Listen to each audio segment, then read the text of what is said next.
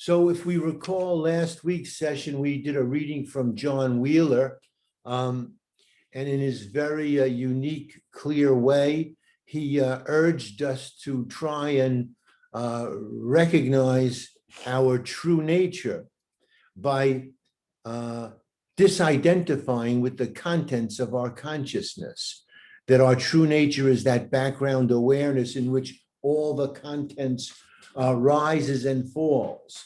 And our true nature is that unchanging background. And when we fail to do that, when we don't have clarity and we get wrapped up in the contents of our consciousness, that's being asleep in the dream, so to speak. And tonight I'm reading a chapter from David Carse's Perfect Brilliant Stillness, which I think makes related observations about being caught up in the dream. And let's see what we can take from this. Now, you know that David Carse refers to all the teachings under this umbrella of non-duality. He refers to it as the understanding with a capital U. So when you hear that reference, you'll know what he's referring to. So he says, perhaps the reason that the understanding is a not more common occurrence is that it is too simple, too close to home, too subtle, a point Wheeler was making also. All the seeking is in the other direction, towards something other, something grandeur. Consider this, a common response when the understanding happens is laughter. A common response is, oh, that, right here, that which is most familiar to you, but overlooked, because the looking has been for something else, something beyond. That's why the finding is in stopping, in stillness. And then the famous quote, be still and know I am God, close quote. Mm-hmm. Your natural state, subtle, it is lost, overlooked. If there is a positive movement, direct searching, active thinking, anything but profound stillness.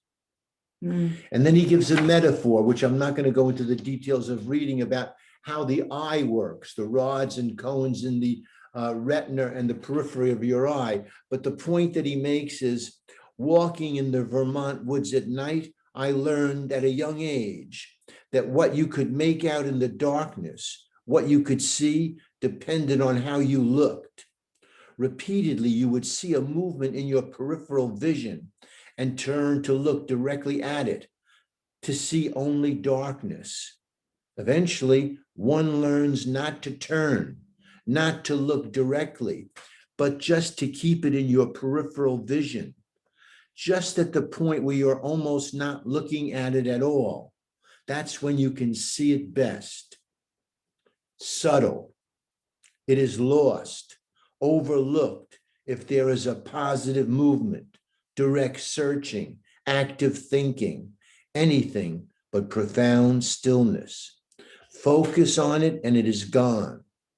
All of the talking, all of the asking questions, reading books, meditating, thinking, focusing, seeking is all counterproductive because it is pushing in the wrong direction, create activity and turbulence and noise.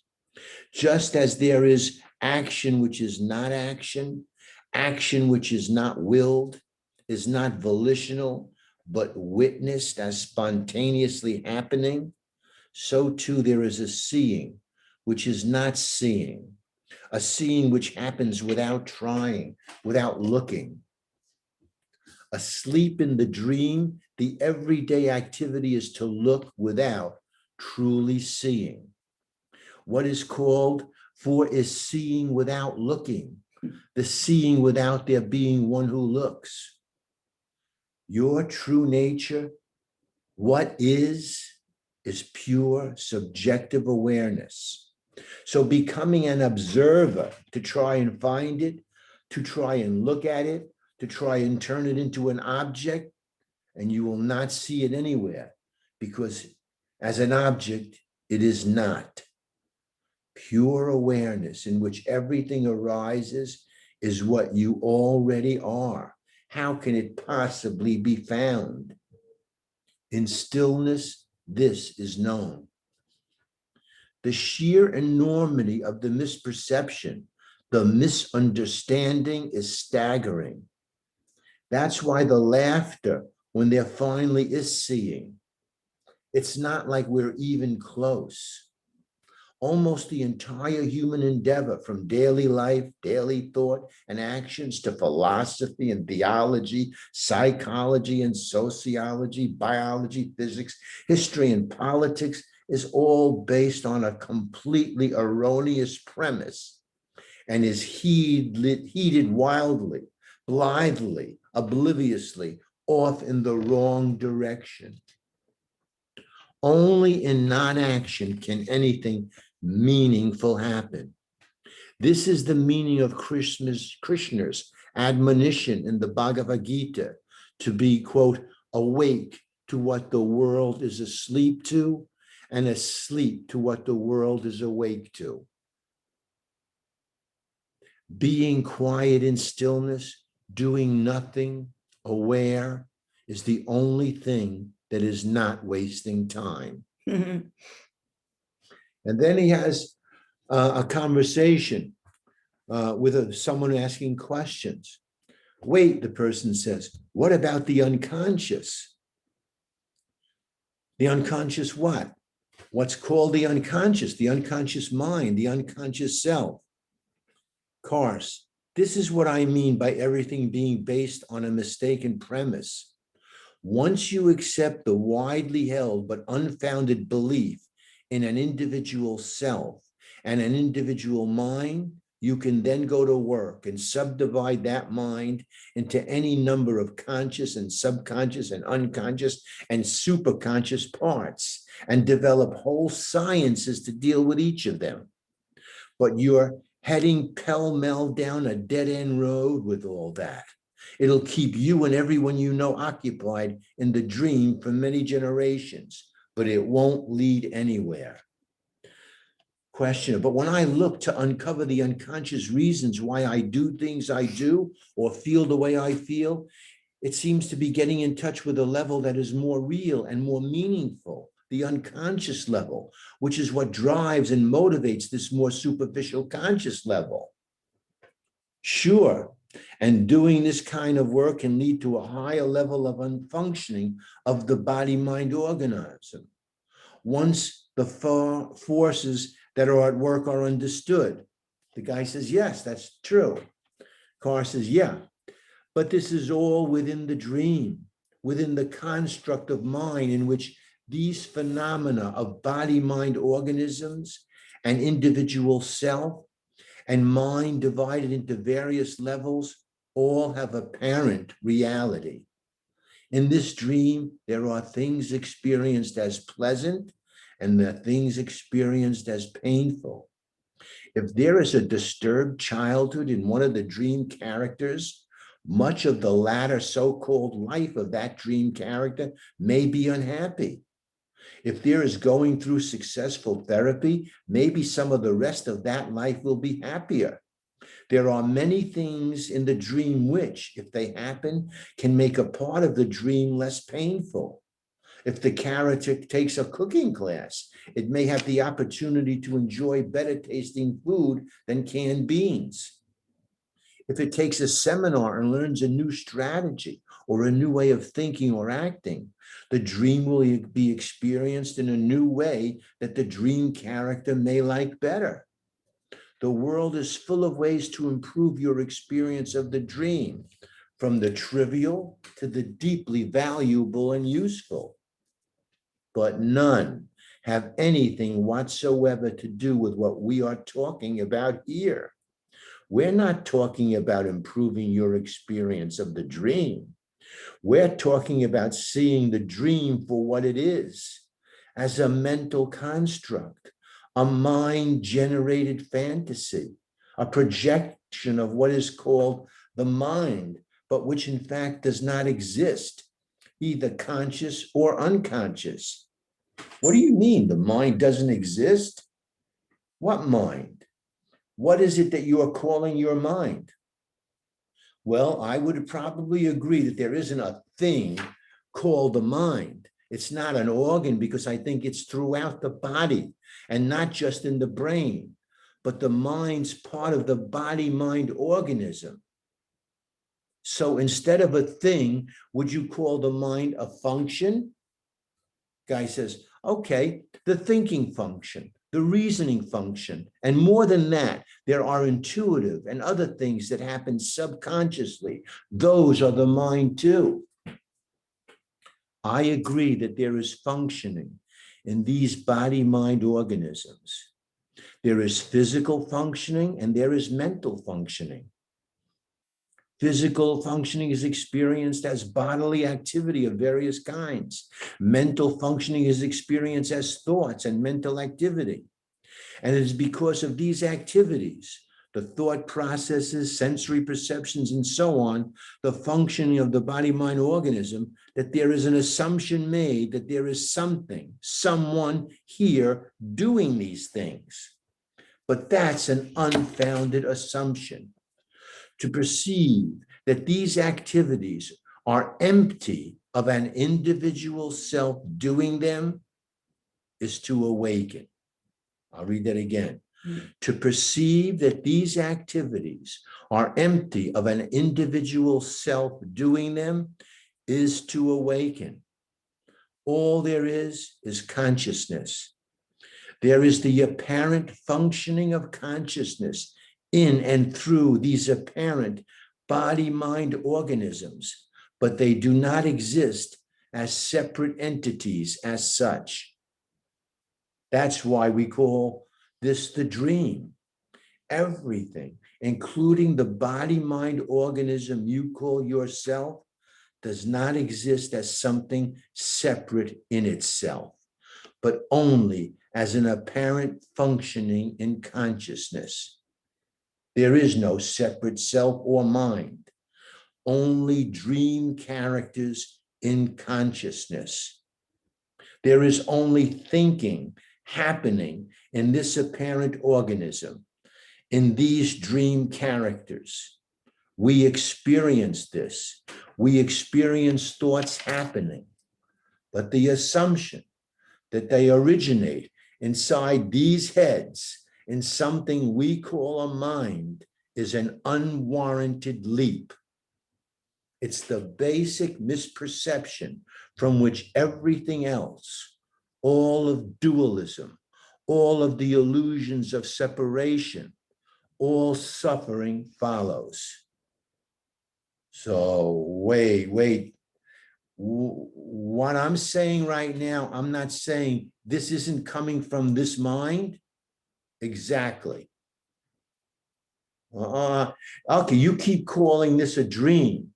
I understand the analogy. It's a simple one, really, but I don't see how it applies to what you're saying. The value of the dream analogy is that it gives a sense for how it is that physical reality, all of consensus reality, is basically not real, but is also, in a sense, real. The analogy is to how we think about our sleeping dreams.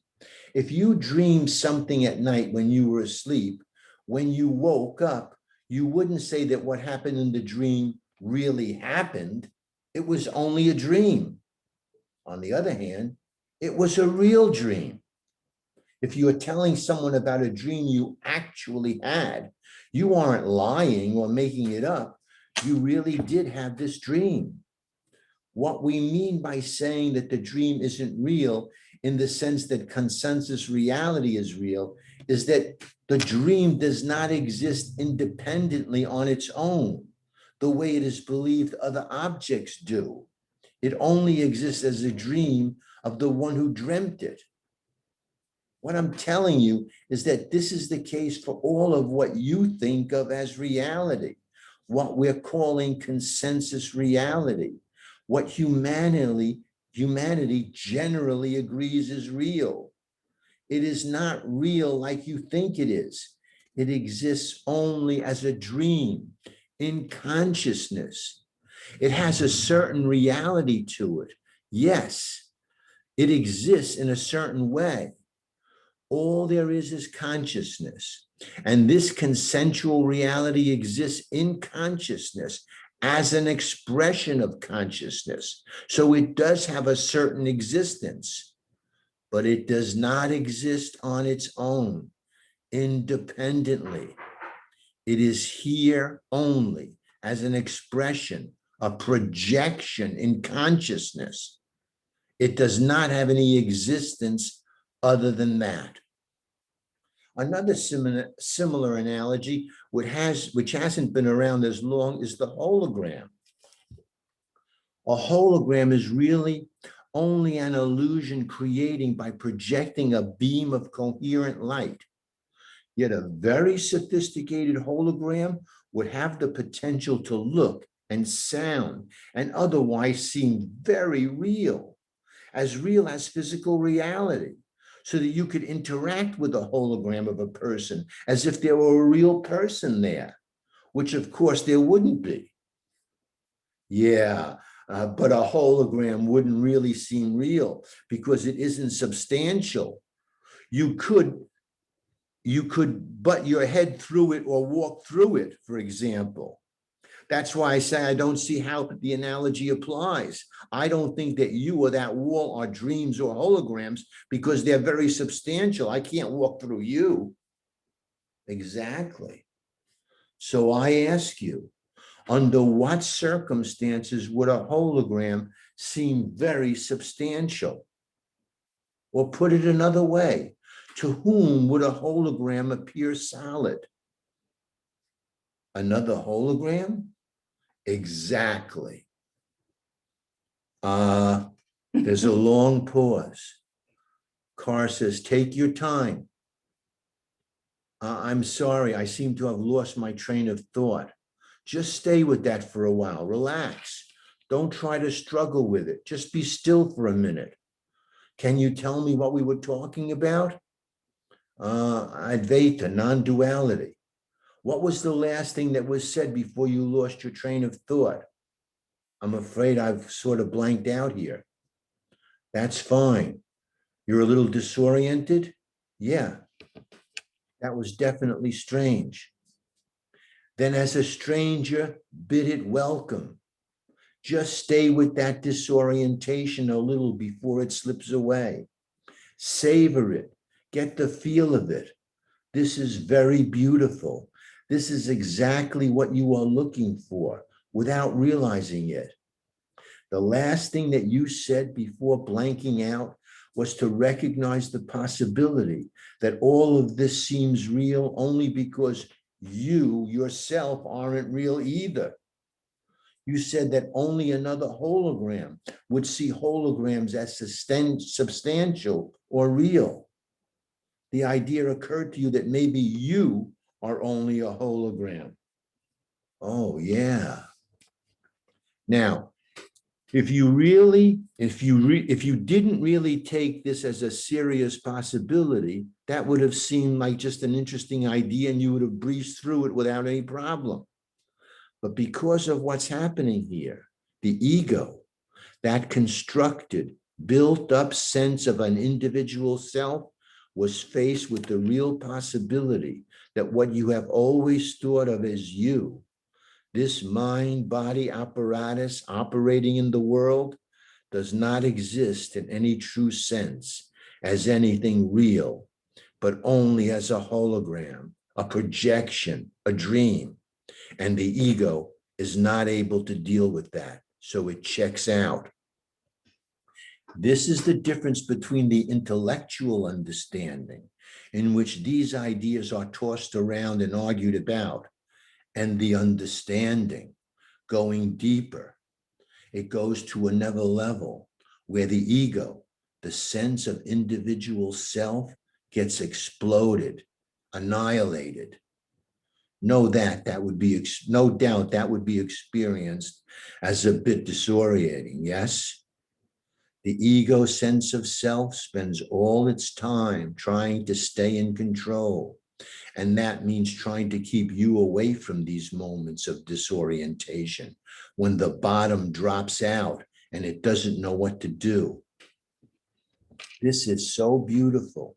This is what I mean when I talk about asking the dangerous questions, the question that may end your life. Mm. This idea that this you is not real, is only a thought, a projection, stopped you. That's why I said to savor that feeling of disorientation. Get to know it, to not fear it, to welcome it. You'll be back here again. That place where the ego is completely disoriented is what you're looking for. The Zen practice of meditating on unsolvable koans, for example, is designed to get the ego mind to that place where it can't cope and blanks out. One day, instead of bouncing back from it, going back there to the familiar, you won't. You'll stay here, fall deeper, break through to the other side. Then you won't go back. Then you won't be here anymore. It'll be perfectly obvious that there isn't any mind, isn't any self, isn't any you, isn't any this side or the other side, anything to go back to. That's what's called awakening. Of course, please don't go around trying to disorient yourself. That's the prescriptive, descriptive fallacy. This is just describing what happens, not something you can do. You can't cause it. Just welcome it when it comes. Oh, it sounds a little scary, actually, like I might lose my mind. Mm-hmm. You don't have a mind to lose. You'll just lose the mistaken idea that you have one. But scary, yes. That's the ego, the sense of being an individual self, reasserting itself and not wanting to go where it isn't in charge anymore. That's why I say sometimes that left to our own devices, no one would choose this. The ego can't choose its own annihilation. Fortunately, it's not up to you. We've all been conditioned to get scared at this point and worry about going insane. Mm-hmm. When you step beyond the boundaries of the almost universally accepted parameters of the dream, of consensus reality, and thoughts happen that are really outside the box, outside of Plato's cave, then it is quite possible that there may be some experience of psychological pain or turbulence. And also, everyone else still in the dream is going to think you're pretty weird. But trust me, the place that is really insane is where you are now, believing you are separate, not knowing your own true nature, thinking you are this thing, not realizing you are all that is, the pure, choiceless awareness in which all this appears, being, consciousness, bliss, outpouring.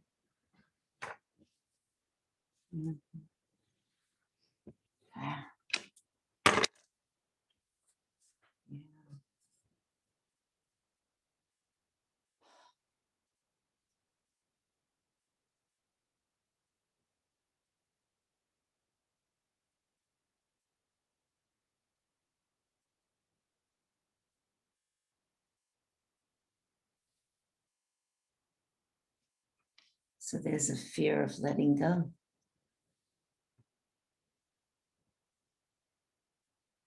Yeah.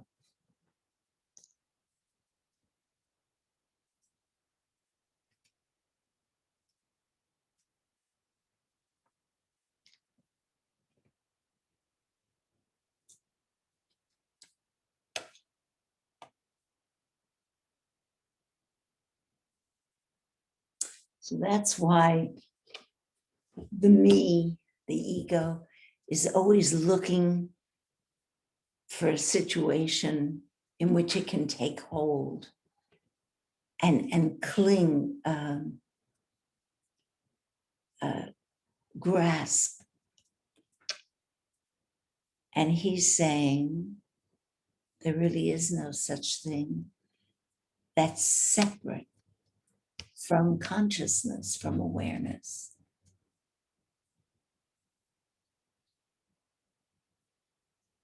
And exploring that, investigating that, you get to a certain point where you become frightened, just as this person said. Afraid of just letting go Mhm. and being without a me.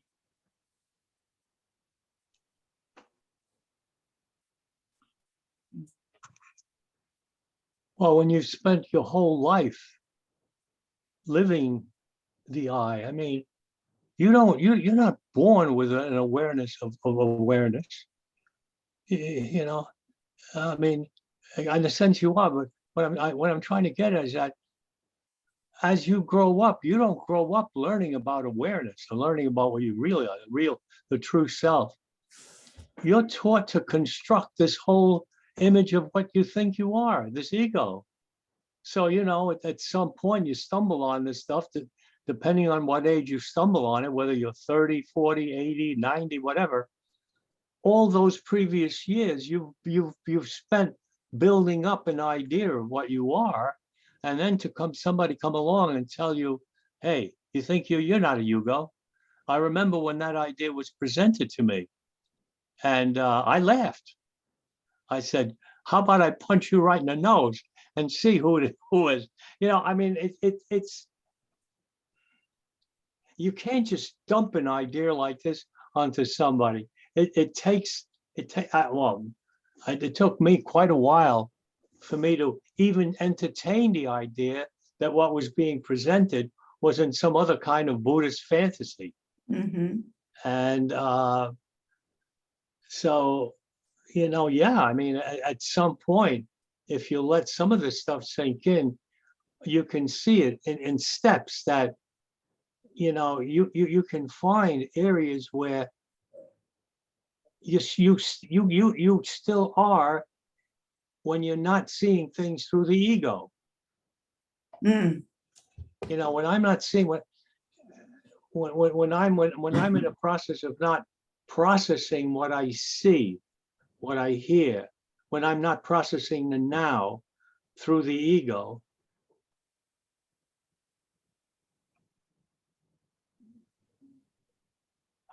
I can see that there is something when the ego is not. Yes. I don't know how to say that. Yeah, Yes. sure. You know, so that's what I haven't experienced present awareness, and I kind of, from my readings at least, I don't think it's something you can experience. I think it's something that you become aware of, but you don't. It's not an experience. It's what you are. How can you experience what you Right. are? Right, right. So that was a lot of frustration, because I went through a long period there trying to figure out what this thing was. Mhm. And the best I can come up with, after reading about it, hearing you guys, and so on and so forth, I've come to accept that it is. I don't question it anymore. Right. And that's about as close as I can come. But I do notice that with all this stuff that we've been going through, there's been a change.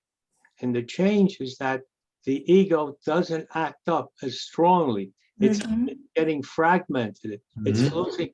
Just tonight, I was reading a paper. I had a glass of wine, and it was a tall stem wine. You know, I got to be and somehow in taking the paper, I tripped it, and it went all over my shirt, the tablecloth, the floor, my pants, the whole thing.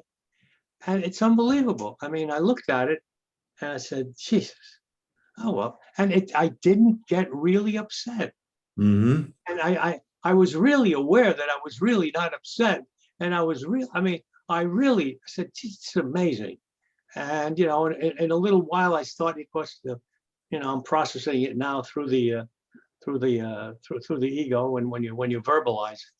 And I realized what was going on. I said, this is really something. And I noticed little bits like this throughout the day. Mhm. Right. So, I'm not looking for the big miracle where you're sitting on a bench and all of a sudden the gray sky turns blue or anything like that. Right. Like these little incremental things Mhm. to me are the nuggets that are gold. So Ugo, one might say, just to try and put it into descriptive terms, that your lack of reaction to what happened, right, represents a loosening of identification with your old ego image. Absolutely. Right. And all these guys that we're reading are trying to offer little breadcrumbs along the path Right. to help us all loosen that identification. Yep. And we might say that what we just read is like one of the radical interpretations of an offering on the more radical side.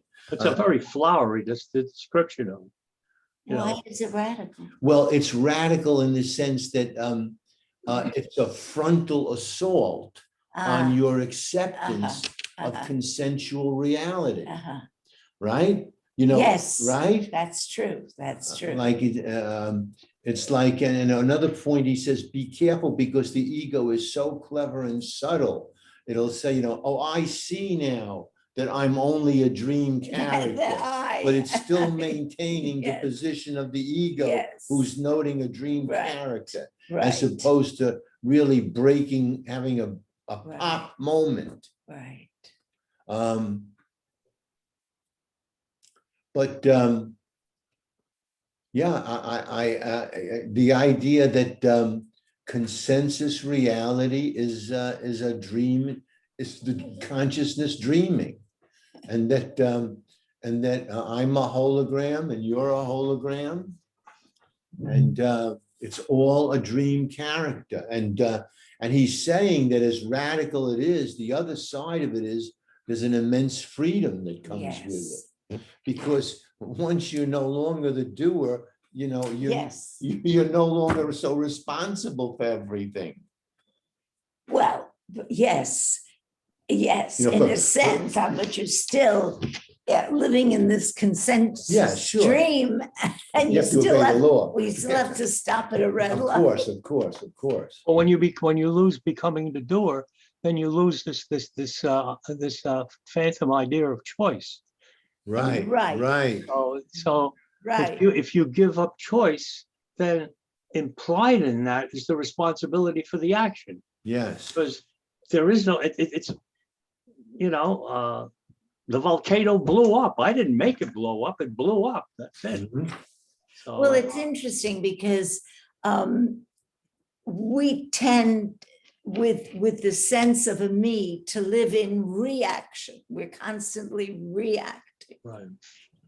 Without the sense of a me, then there is action, because every situation as it unfolds shows you what the action, the right action is in that situation.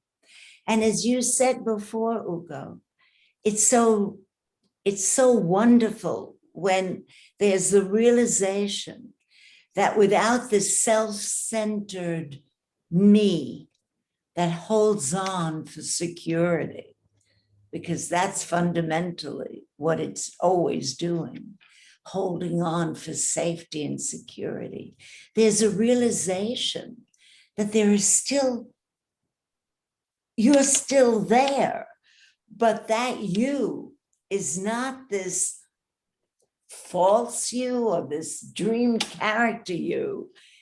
It's this awareness, this consciousness that's there, that never leaves. And there's a great sense of peace that comes with that awareness.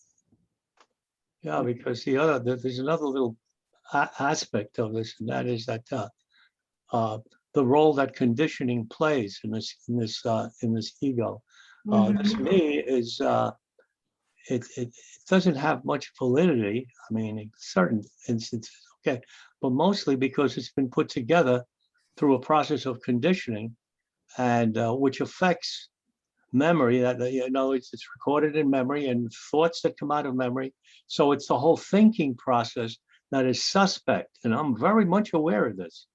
That the thinking process, I'm suspect of it, especially from the psychological point of view, Mhm. because it's been put together by a ego that has been conditioned all the way up to whatever age you point to, and that prevents me from seeing reality, from seeing things the way they are. That's the thing that really gets me. I mean, that's very strong to me.